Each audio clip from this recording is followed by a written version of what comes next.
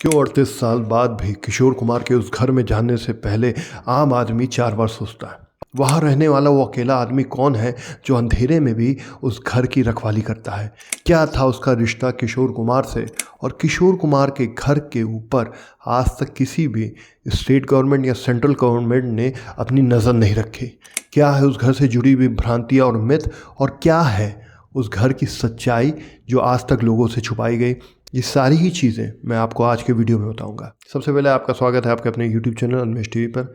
अगर आप चैनल पर नए हैं तो चैनल को सब्सक्राइब करके बेल नोटिफिकेशन ऑन कर दीजिए ताकि कोई भी अच्छा वीडियो आपसे मिस ना हो। कुंजीलाल गांगली एक जाना माना वकील जो 1910 से लेकर 1930 के बीच में कलकत्ता का एक ऐसा वकील था जिसके चर्चे हर गली मोहल्ले में होते थे। वो बड़े बड़े बिजनेसमैन को ऐसे केसेस जिताते थे जिनकी चर्चा वकालत में कई सालों तक होती थी। कुंजीलाल गांगली पेशे से वकील, एक तेज तर्रार व्यक्ति जो एक बड़े बिजनेसमैन का केस लड़ते हैं, जो केस लड़ने से कई वकील मना कर देते हैं और उस केस को वो जिता देते हैं। उस केस को जीतने के बाद कुंजीलाल गांगली को एक घर उनके क्लाइंट द्वारा गिफ्ट किया जाता है। घर जो आगे चल के एक ऐसे समूह का यूं बोले जन्मस्थल बनता है या एक ऐसे ग्रुप ऑफ पीपल का बर्थ प्लेस बनता है जो फिल्म इंडस्ट्री में काफ़ी इंपॉर्टेंट रोल प्ले करते थे। कुंजीलाल गांगली उस घर को नाम देते हैं गौरी कुंज। गौरी कुंज में 4 बच्चे होते हैं, 3 लड़के और 1 लड़कियाँ। उन्हीं में से एक लड़के का नाम होता है आभास कुमार गांगली। जी हाँ, आभास कुमार गांगली को शायद आप नहीं जानते, लेकिन जब मैं इनका स्टेज नेम आपको बताऊंगा तो आप समझ जाएंगे। किशोर कुमार जी का असली नाम आभास कुमार गांगली था।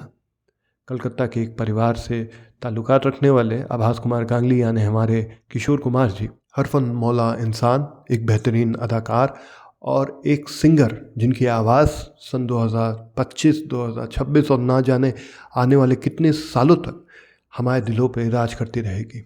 छोटा हो, बच्चा हो या बड़ा हो, सबको किशोर कुमार के गाने किसी न किसी उम्र के पड़ाव पे ज़रूर अच्छे लगते हैं। गौरी कुंज में 4 बच्चे होते हैं। सबसे बड़ा बच्चा अशोक कुमार, दादा मुनीम, जिन्होंने फिल्म इंडस्ट्री पे एक ऐसी छाप छोड़ी जो बाकी लोगों के लिए एग्जाम्पल के तौर पे रखी गई। बेहतरीन अदाकार, एक गंभीर डायलॉग डिलीवरी और एक अलग स्टाइल जिसकी मेमोरी करके कई लोग अपना जीवन काट गए। अनूप कुमार, किशोर कुमार जी के दूसरे भाई, किशोर कुमार जो तीसरे बच्चे और उनकी एक बहन, ये सभी का जन्म कुंजीलाल के गौरी कुंज वाले मकान में हुआ। मकान के सामने एक दूध जलेबी की दुकान थी जो किशोर कुमार ने कई बार अपने इंटरव्यूज़ में, अपनी किताब में, जहाँ जहाँ उन्होंने इंटरव्यूज़ दिया हो, कहीं भी लिखा हो, उस दुकान का जिक्र ज़रूर किया है जहाँ पे वो दूध जलेबी खाया करते थे। अमूमन ये देखा जाता है कि जब आदमी रिटायरमेंट फेज़ में होता है तो वो अपने पैतृक गांव, अपने पैतृक घर में जाके अपना आखिरी वक्त गुजारना चाहता है क्योंकि उसकी यादें उसी घर से जुड़ी होती हैं। अभी मेरे एक रिश्तेदार गौरी कुंज गए थे।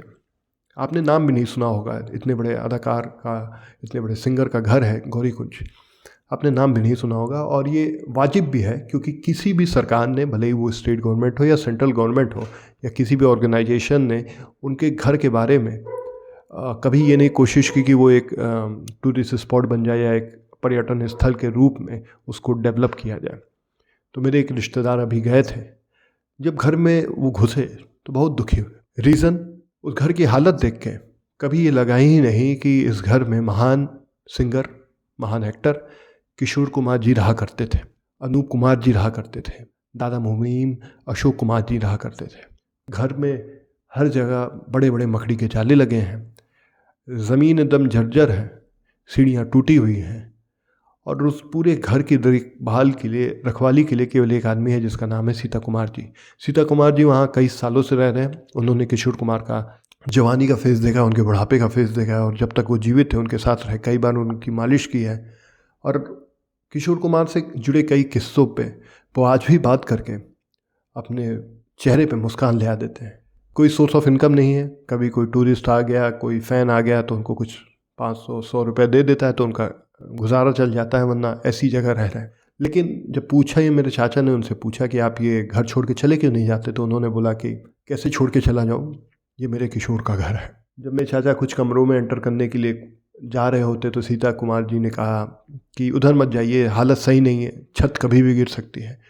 तो वो दशा देख के, वो पूरा माहौल देख के बड़ा गमगीन हुए कि कैसे एक इतने बड़े एक्टर, इतने बड़े सिंगर का घर की ये हालत है। चलिए मैं किशोर कुमार जी के बारे में आपको कुछ दिलचस्प बातें बताता हूँ। सबसे पहले उनसे जुड़े हुए कुछ ऐसी कहानियाँ हैं जो बॉलीवुड में अमूमन आप नहीं सुनते हैं। मैंने रिसर्च की और आपके लिए ले आया। एक बार बी आर चोपड़ा के साथ किशोर कुमार जी काम कर रहे थे। बी आर चोपड़ा वही हैं जिन्होंने वक्त बनाई और ना जाने कितनी अच्छी अच्छी पिक्चरें बनाई। बी आर चोपड़ा के लड़के, ये जो चोपड़ा इंडस्ट्री डायनेस्टी है फिल्म इंडस्ट्री की, वहीं से आती है। यश चोपड़ा बी आर चोपड़ा के लड़के हैं। आदित्य चोपड़ा जो इतने बड़े प्रोड्यूसर हैं, ये बी आर चोपड़ा के पोते हैं। ये सारी चीज़ें हैं।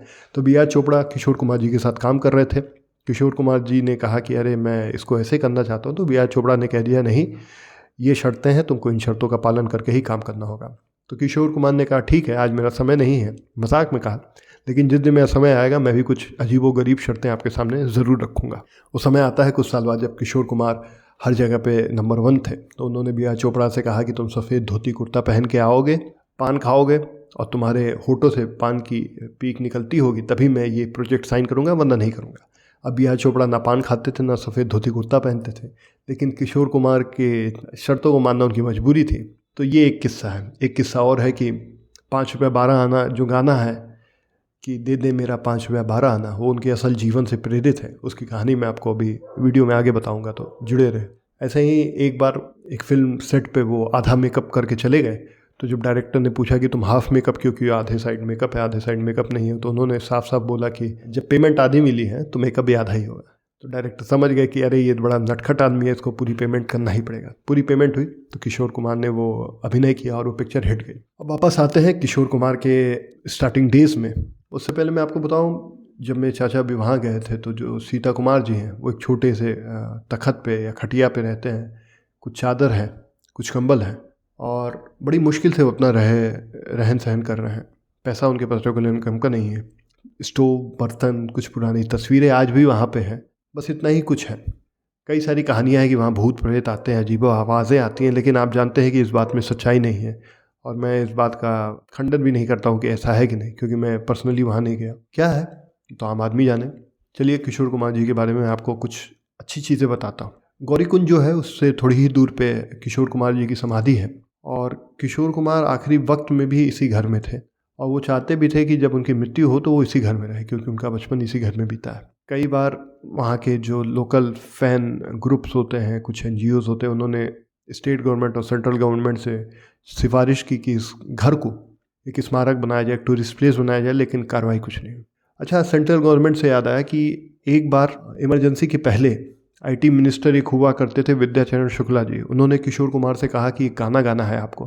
किशोर कुमार जी ने जब वो गाना गाने से मना कर दिया तो उनको ऑल इंडिया रेडियो से और अलग अलग जगहों से बैन कर दिया गया। तो ये सरकारें तो वैसी थी कि कलाकारों को बैन कर देती थी। कुछ साल बाद जब सारी इमरजेंसी ख़त्म हो गई और सारी चीज़ें नॉर्मल हो गई तो वापस से वो बैन हटा लिया गया, लेकिन किशोर कुमार ने वो दिन भी देखा है। तो जो घर है वहीं थोड़ी दूर पे समाधि है, लोग आज भी जाते हैं, फ़ैन लोग वहाँ जाते हैं। किशोर कुमार ने अपनी बचपन की पढ़ाई वही कलकत्ता से पूरी की और क्रिश्चियन कॉलेज एक है, उसी के हॉस्टल में रह के उन्होंने ग्रेजुएशन किया। हरफन मौला थे, बड़े मजाकिया थे। तो जब हॉस्टल में पढ़ रहे थे, उनके पास पैसे नहीं थे, तब भी वो अपने दोस्तों को लेके जाते थे और एक दुकान पे उधार की चाय, जलेबी, पोहा, समोसे और दूध पिला के वहाँ से आ जाते थे। तो जब एक बार उनका सारा उधार कैलकुलेट किया गया दुकानदार द्वारा तो पता चला कि 5 रुपये 12 आने हैं और दुकानदार ने जब उनसे मांगा तो वो गाने लगे, चम्मच पीट के टेबल पे और कटोरी पीट के वो गाने लगे। तो ये कहानी थी उनके फेमस गाने 5 रुपये 12 आने के पीछे। किशोर कुमार के सबसे बड़े भाई, महान अदाकार, एक्टर, गंभीर पर्सनालिटी वाले, मतलब ऑन स्क्रीन ऐसे तो बड़े, हरफन मौला उनका पूरा परिवार ही था, बड़ा मजाकिया था। दादा मुनीम अशोक कुमार बम्बई जा चुके थे, उन्होंने अपनी एक जगह वहाँ कॉन्क्रीट कर ली थी, बड़ी इस्टेब्लिश कर ली थी। तो किशोर कुमार भी अपने बड़े भाई की ओर देख के यही सोचते थे कि वो भी बम्बई जाएंगे और एक्टिंग करेंगे। गए थे एक्टिंग करने, एक्टिंग में काम मिला नहीं। बम्बई में काम मिलना इतना आसान नहीं था उस समय, और आज भी शायद नहीं है। मैं एज एन एक्टर मैं जानता हूँ कि काम मिलना इतना आसान नहीं है, बड़ा ब्रेक मिलना इतना आसान नहीं है। तो उन्होंने गाने की सोची, वो गाना गाने लगे। कई जगहों पे अच्छा गाना गाते थे तो उनको कोरस में काम मिलना शुरू हो गया।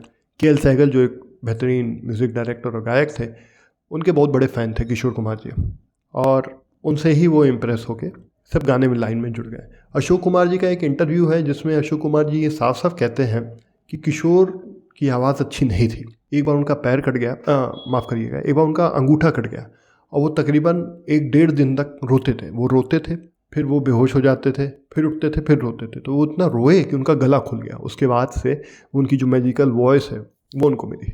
ये किशोर कुमार के पुराने, माफ़ करिएगा, अशोक कुमार जी के पुराने इंटरव्यू में ऐसा बताया गया, मैंने पढ़ा था। तो 1970s 1980 का जो दशक था उसमें किशोर कुमार हर तरफ छाए हुए थे।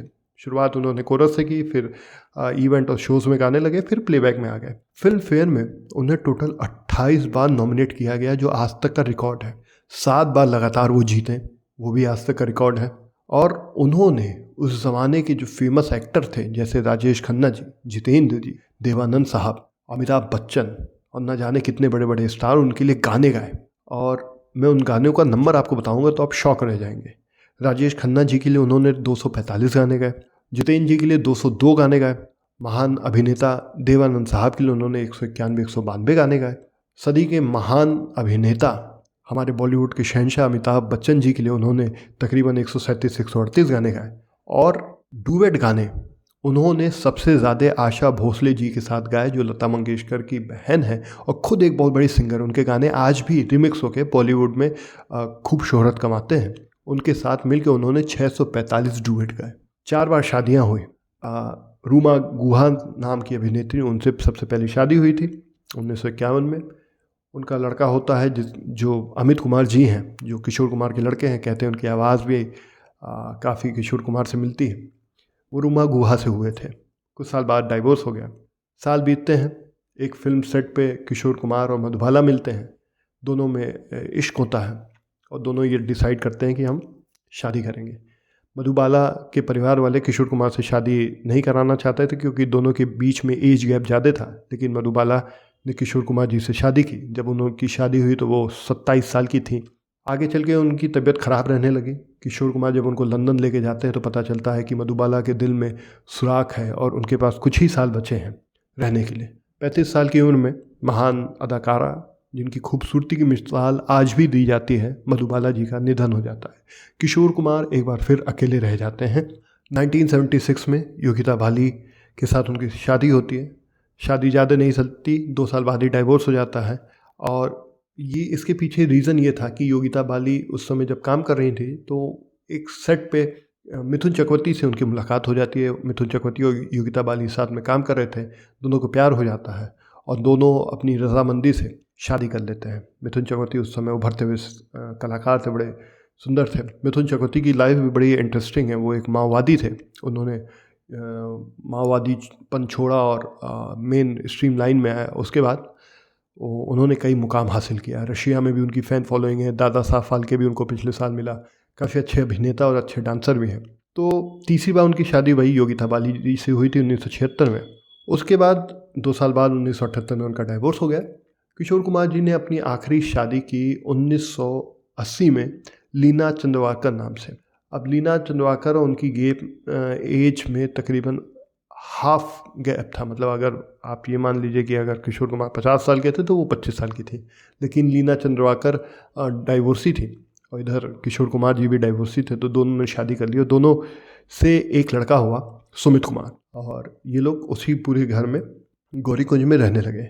इमरजेंसी के दौरान जो एक किस्सा है, मैंने आपको बताया कि विद्या चरण शुक्ल जी जो IT मिनिस्टर थे, उन्होंने एक बार सरकार के वाहवाही में गाना गाने के लिए उनसे जब बोला तो किशोर कुमार ने साफ साफ मना कर दिया। बड़े बेबाक व्यक्ति थे, हरफन मौला थे, वो किसी से डरते नहीं थे, अपना हमेशा खुश रहा करते थे। तो ये सारी चीज़ें हुई। इसके बाद उनको कई बार प्रेशर बनाने की कोशिश की गई, लेकिन किशोर कुमार जी माने नहीं और अल्टीमेटली उन्होंने गाना नहीं गाया। जब गाना नहीं गाया तो ऑल इंडिया रेडियो और अलग अलग प्लेटफॉर्म से किशोर कुमार जी को बैन कर दिया गया।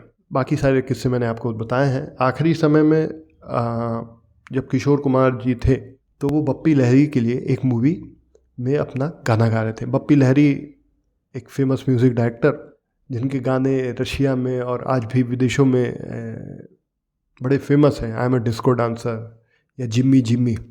असल में वो किशोर कुमार के भांजे लगते थे, दूर के कज़िन भांजे लगते थे और किशोर कुमार उनके मामा लगते थे। तो बप्पी लहरी जी जो थे अपनी फिल्म के लिए, एक फिल्म थी जिसमें माधुरी दीक्षित और मिथुन चक्रवर्ती काम कर रहे थे, उसके लिए गाना, टोटल 7 गाने लिखे थे, 3 गाने रिकॉर्ड हो गए थे। तो चौथा गाना जब रिकॉर्ड हो रहा था तो किशोर कुमार जी ने रिकॉर्डिंग के बाद बोला कि आज थोड़ी गैस की समस्या लग रही है और मैं आज जल्दी चला जाऊंगा और कल मेरी छुट्टी है। दिन था 13 अक्टूबर 1987। छुट्टी इसलिए थी क्योंकि 13 अक्टूबर 1987 को ही, या यूँ बोले 13 अक्टूबर को अशोक कुमार जी का बर्थडे पड़ता था, तो उस दिन वो किशोर कुमार छुट्टी लेके अपनी फैमिली के साथ रहा करते थे। वो घर आते हैं, पूरा दिन बिताते हैं। 13 अक्टूबर को प्लान करते हैं कि आज अपनी वाइफ के साथ वो एक पिक्चर देखने जाएंगे, river of no return, Leena Chandravakar ji के नाम से। लीना चंद्रवाकर उनके आखिरी समय में उनके साथ थे। तो इतने मजाकिया किस्म के वो व्यक्ति थे किशोर कुमार की। एक और किस्सा है, मैं आपको बताता हूँ कि जिस दिन उनकी मृत्यु हुई यानी 13 अक्टूबर 1987 को, वो सुबह बहुत देर से सो के उठे। तो जब बहुत देर से सो के उठे तो लीना जी को लगा कि अमूमन किशोर दा सवेरे उठ जाते हैं, तो क्यों ना चेक किया जाए कि इतना लेट क्यों हो रहा है। तो जब लीना चंद्रवाकर आई, उनको कई बार उठाने की कोशिश की तो वो उठे नहीं, और फिर अचानक से उठ के डरा के बोलते हैं कि तुम्हें क्या लगा मैं मर गया, मैं इतनी आसानी से नहीं मरूंगा। और फिर वो लीना चंद्रवाकर जी चली जाती हैं, फिर वो अपने डेली काम में व्यस्त हो जाते हैं। लेकिन कुछ ही समय बाद, मतलब कुछ घंटों बाद, अचानक से ऐसा लगता है कि कुछ जैसे मेज होती है उसको घिसकाया गया है, आवाज़ आती है। लीना चंद्रवाकर दौड़ के जाती हैं तो देखती हैं किशोर कुमार ज़मीन पे पड़े हुए हैं। और जब उनसे पूछती हैं क्या हुआ तो किशोर दा बोलते हैं कि मुझे बड़ी कमज़ोरी लग रही है। तो इस पर लीना जी बोलती हैं कि मैं अभी डॉक्टर को बुलाती हूँ। तो किशोर कुमार को तब हार्ट अटैक आ चुका था। किशोर कुमार उस अवस्था में भी मजाक करते हैं और कहते हैं कि डॉक्टर का नाम बुलाना, मुझे हार्ट अटैक आ जाएगा।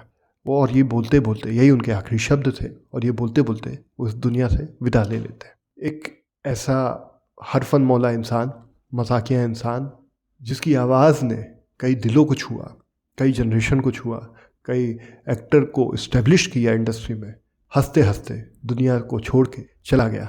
और उसके पैतृक घर, मतलब जहाँ पे वो पैदा हुआ, जहाँ पे वो रहा, जहाँ को एक टूरिस्ट स्पॉट बना के उनकी यादों को ताज़ा रखा जा सकता था, उस घर की हालत देख के लोगों को बड़ा अचंभा होता है, लोगों को बड़ी दया आती है। तो ये थी कहानी गौरी कुंज की, जहाँ 38 साल बीत चुके हैं, लेकिन कोई ये नहीं जानता कि किशोर कुमार जी का वो घर आज ऐसा क्यों है। दोस्तों, ये थी कहानी आज गौरी कुंज की। ये वीडियो आपको कैसी लगी आप कमेंट बॉक्स में ज़रूर लिख के बताइएगा। ऐसे ही अच्छे वीडियो के साथ मैं आपके सामने फिर हाजिर होऊंगा। तब तक आप अपने दोस्त अनमेश को इजाज़त दीजिए। जय हिंद, जय भारत।